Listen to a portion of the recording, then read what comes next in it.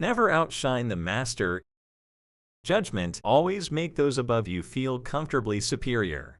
In your desire to please and impress them, do not go too far in displaying your talents, or you might accomplish the opposite, inspire fear and insecurity. Make your masters appear more brilliant than they are, and you will attain the heights of power. Transgression of the law. Nicolas Fouquet, Louis XIV's finance minister in the first years of his reign, was a generous man who loved lavish parties, pretty women, and poetry. He also loved money, for he led an extravagant lifestyle. Fouquet was clever and very much indispensable to the king. So when the prime minister, Jules Mazarin, died in 1661, the finance minister expected to be named the successor. Instead, the king decided to abolish the position. This and other signs made Fouquet suspect that he was falling out of favor, and so he decided to ingratiate himself with the king by staging the most spectacular party the world had ever seen. The party's ostensible purpose would be to commemorate the completion of Fouquet's chateau, Vaux-le-Vicomte, but its real function was to pay tribute to the king, the guest of honor. The most brilliant nobility of Europe, and some of the greatest minds of the time, La Fontaine, La Rochefoucauld, Madame de Sévigné, attended the party. Molière wrote a play for the occasion, in which he himself was to perform at the evening's conclusion. The party began with a lavish 7-course dinner, featuring foods from the Orient never before tasted in France, as well as new dishes created especially for the night. The meal was accompanied with music commissioned by Fouquet to honor the king. After dinner, there was a promenade through the chateau's gardens. The grounds and fountains of Vaux-le-Vicomte were to be the inspiration for Versailles. Fouquet personally accompanied the young king through the geometrically aligned arrangements of shrubbery and flower beds. Arriving at the gardens' canals, they witnessed a fireworks display, which was followed by the performance of Molière's play. The party ran well into the night, and everyone agreed it was the most amazing affair they had ever attended. The next day, Fouquet was arrested by the king's head musketeer, D'Artagnan. 3 months later, he went on trial for stealing from the country's treasury.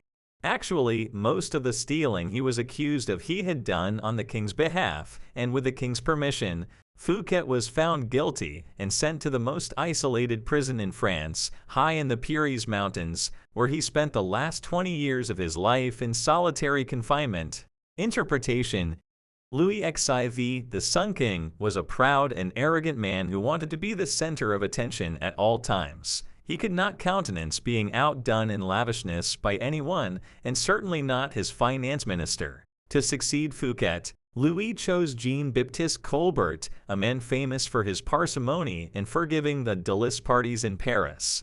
Colbert made sure that any money liberated from the treasury went straight into Louis's hands. With the money, Louis built a palace even more magnificent than Fouquet's, the glorious Palace of Versailles. He used the same architects, decorators, and garden designer. And at Versailles, Louis hosted parties even more extravagant than the one that cost Fouquet his freedom. Let us examine the situation. The evening of the party, as Fouquet presented spectacle on spectacle to Louis, each more magnificent than the one before, he imagined the affair as demonstrating his loyalty and devotion to the king. Not only did he think the party would put him back in the king's favor, he thought it would show his good taste, his connections, and his popularity, making him indispensable to the king and demonstrating that he would make an excellent prime minister. Instead, however, each new spectacle, each appreciative smile bestowed by the guests on Fouquet, made it seem to Louis that his own friends and subjects were more charmed by the finance minister than by the king himself, and that Fouquet was actually flaunting his wealth and power. Rather than flattering Louis XIV, Fouquet's elaborate party offended the king's vanity. Louis would not admit this to anyone. Of course, instead, he found a convenient excuse to rid himself of a man who had inadvertently made him feel insecure. Such is the fate, in some form or other, of all those who imbalance the master's sense of self, poke holes in his vanity, or make him doubt his preeminence. When the evening began, Fouquet was at the top of the world. By the time it had ended, he was at the bottom. Voltaire, 1694–1778. Observance of the law. In the early 1600s, the Italian astronomer and mathematician Galileo found himself in a precarious position. He depended on the generosity of great rulers to support his research, and so, like all Renaissance scientists, he would sometimes make gifts of his inventions and discoveries to the leading patrons of the time. Once, for instance, he presented a military compass he had invented to the Duke of Gonzaga. Then he dedicated a book explaining the use of the compass to the Medicis. Both rulers were grateful, and through them Galileo was able to find more students to teach. No matter how great the discovery, however, his patrons usually paid him with gifts, not cash. This made for a life of constant insecurity and dependence. There must be an easier way, he thought. Galileo hit on a new strategy in 1610 when he discovered the moons of Jupiter. Instead of dividing the discovery among his patrons, giving one the telescope he had used, dedicating a book to another, and soon as he had done in the past, he decided to focus exclusively on the Medicis. He chose the Medicis for own reason. Shortly after Cosimo I had established the Medici dynasty in 1540, he had made Jupiter, the mightiest of the gods, the Medici symbol, a symbol of a power that went beyond politics and banking, one linked to ancient Rome and its divinities. Galileo turned his discovery of Jupiter's moons into a cosmic event honoring the Medici's greatness. Shortly after the discovery, he announced that the bright stars, the moons of Jupiter, offered themselves in the heavens to his telescope at the same time as Cosimo II's enthronement.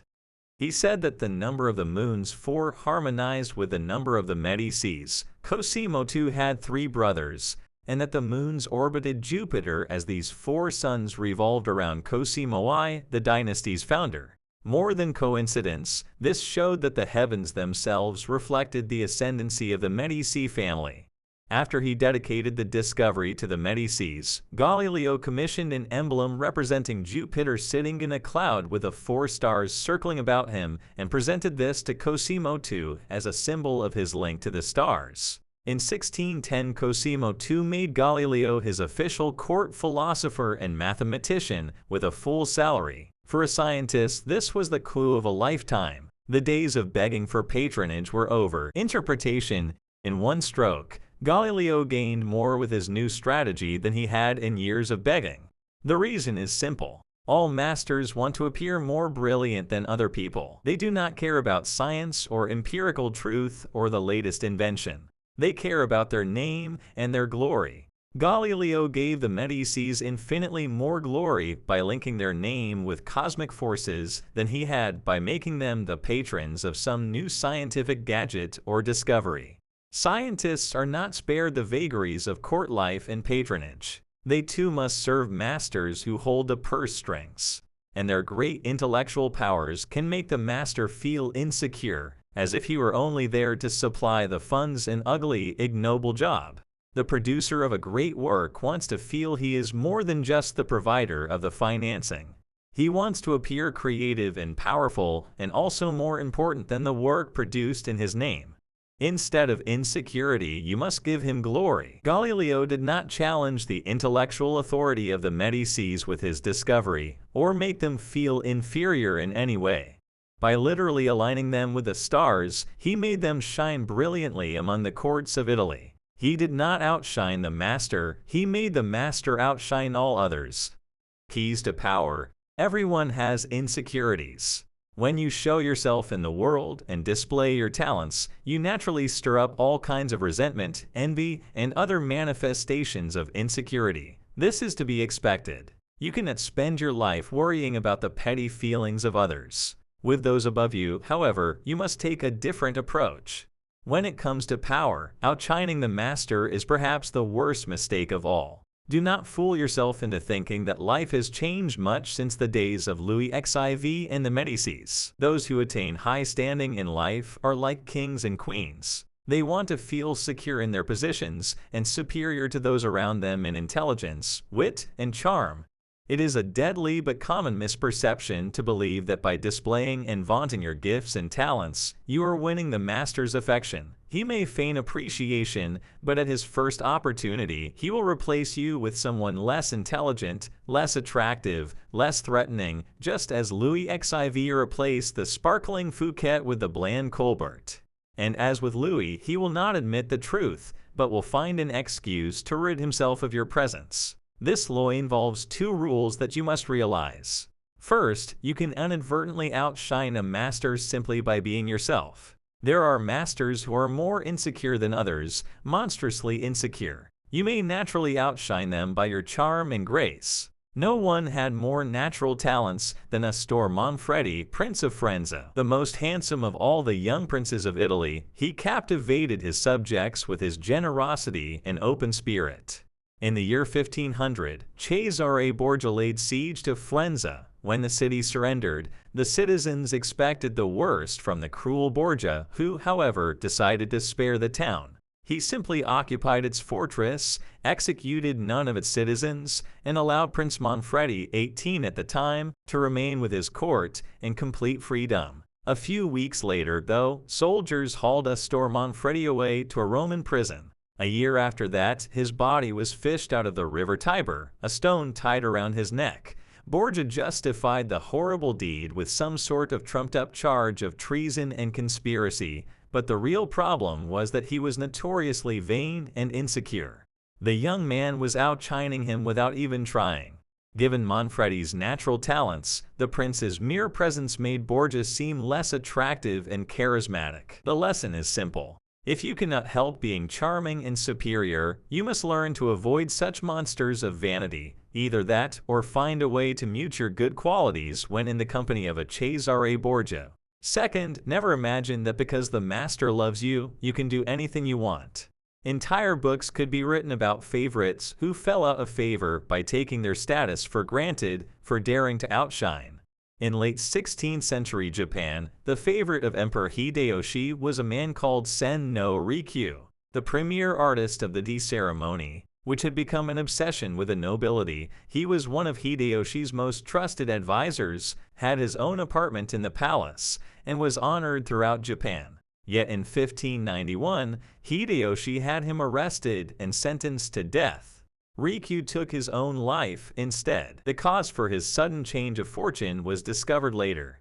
It seems that Rikyu, former peasant and later court favorite, had had a wooden statue made of himself wearing sandals, a sign of nobility, and posing loftily. He had had this statue placed in the most important temple inside the palace gates, in clear sight of the royalty who often would pass by. To Hideyoshi, this signified that Rikyu had no sense of limits. Presuming that he had the same rights as those of the highest nobility, he had forgotten that his position depended on the emperor, and had come to believe that he had earned it on his own.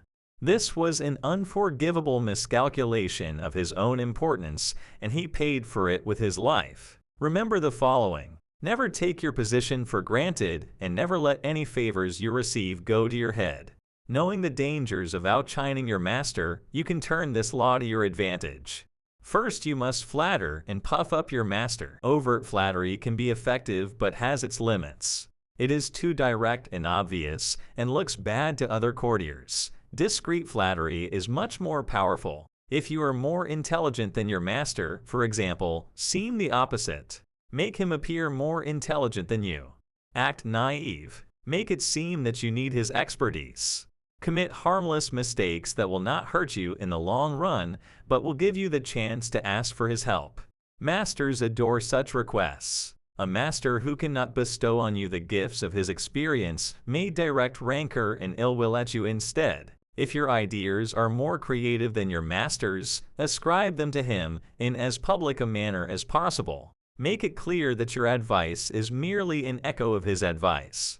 If you surpass your master in wit, it is okay to play the role of the court jester, but do not make him appear cold and surly by comparison. Tone down your humor if necessary, and find ways to make him seem the dispenser of amusement and good cheer.